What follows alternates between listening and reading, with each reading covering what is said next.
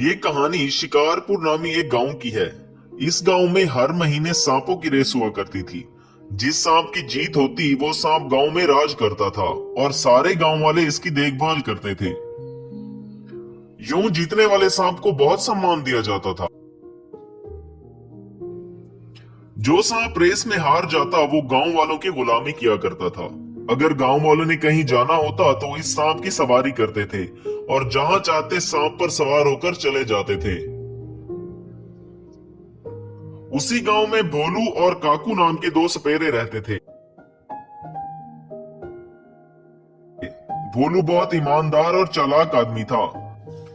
भोलू अपने सांपों को जीतने का अच्छा तरीका सिखाता था, जिसकी वजह से भोलू का सांप हमेशा रेस में जीत जाता था। जब भोलू का सांप रेस में जीतता तो वो बहुत खुश होता था। यूं तमाम गांव वाले भोलू की बहुत इज्जत करते थे।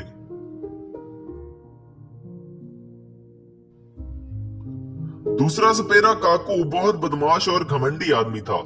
काकू अपने घमंड की वजह से सांपों को रेस के लिए अच्छी तरह तैयार नहीं कर पाता था, जिसकी वजह से काकू का सांप हमेशा भोलू के सांप से हार जाता था। काकू अपनी हार को लेकर बहुत परेशान था। वो किसी भी तरह एक बार भोलू से जीतना चाहता था।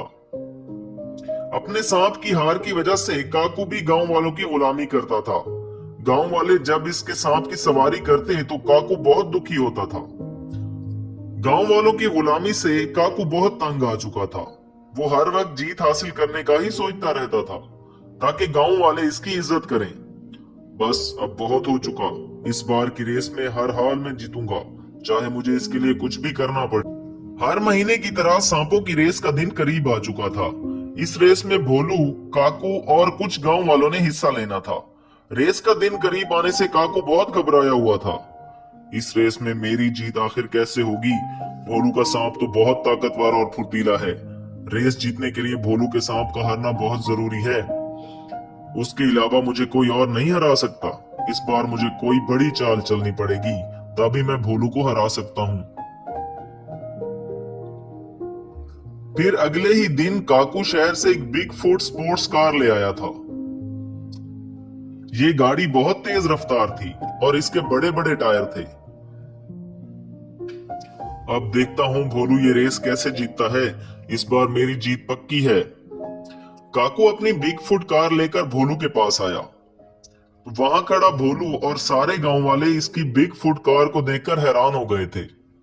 तभी काकू भोलू से, क्यों रे भोलू, हर बार तुम ही रेस जीतोगे? इस बार मैं तुम्हें चैलेंज करता हूँ। हिम्मत है तो अपने सांप से मेरी बिग फुट कार की रेस लगाओ। देखते हैं तुम अपने सांप को कितना अच्छा सिखाया है। तभी भोलू, देखो काकू, अगर बात चैलेंज की है तो मैं इस रेस के लिए तैयार हूं। गांव वालों के सामने मैंने कह तो दिया है कि मैं रेस के लिए तैयार हूं, लेकिन मेरी जीत मुश्किल है। खैर, मुझे अपनी सच्चाई पर यकीन रखना चाहिए। मेरा सांप ये रेस जरूर जीतेगा। रेस का दिन आ चुका था। सांप और कार की रेस से सारे गांव वाले बहुत हैरान थे। भोलू को अपनी हार साफ नजर आ रही थी और वो बहुत परेशान था। फिर रेस शुरू हुई। सांप और बिग फुट कार ने एक साथ रेस शुरू की। थोड़ी ही दूर जाकर काकू की कार अचानक से रुक गई और भोलू का सांप इससे कहीं आगे निकल गया। ये सब देखकर भोलू खुशी से नाचने लगा। एक बार फिर अपनी हार से काकू बहुत दुखी था। तभी भोलू उसके पास आया।